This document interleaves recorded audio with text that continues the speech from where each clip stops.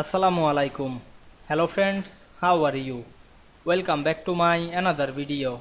In this video I am going to show you how to insert multiple picture in an Excel sheet. Let's get started.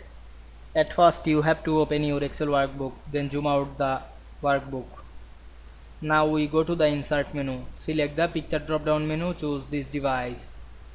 Now I am select the multiple image, then click insert. But some moment to inserting the image. We can see here multiple image we inserted very easily. You can resize the image or move image anywhere.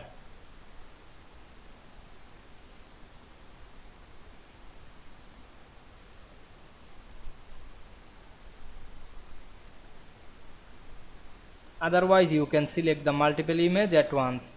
At first select the image, then press and hold shift on our keyboard and select one by one. You can move anywhere. I hope you enjoyed my video. Please like, comment, share and subscribe my channel.